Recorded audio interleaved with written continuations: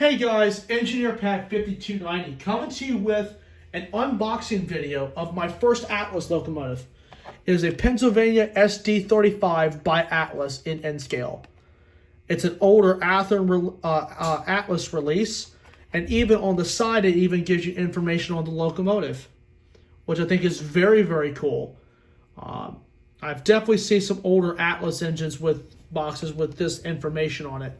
It's really cool. The SD35 was a 6-axle version of EMD's popular GP35, constructed between 1964 and 1966.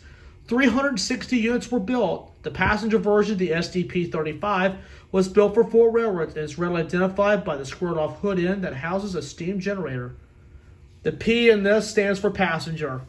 It took me a long time to figure that out.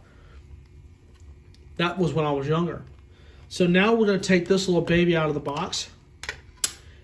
It's actually a pretty good condition. I found this at an antique mall, and I tell you, I was very impressed with the way this locomotive looks.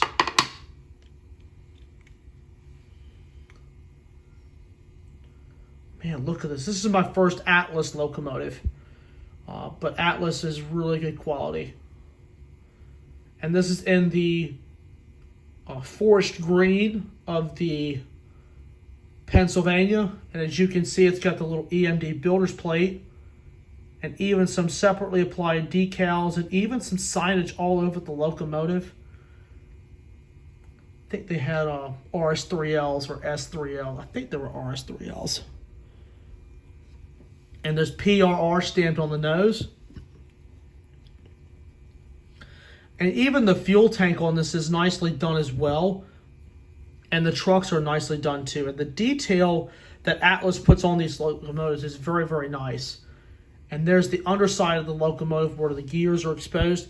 And it has the nickel silver wheels instead of the brass wheels. And I will tell you, the nickel silver wheels are a lot better than the brass because they don't gather as much dirt and grime.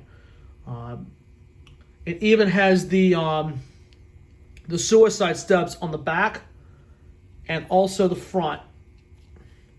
And I explained that when I reviewed the Milwaukee Road Jeep 9, that these were actually outlawed by the railroads back in the 70s because this is where the conductor would stand to direct the shove.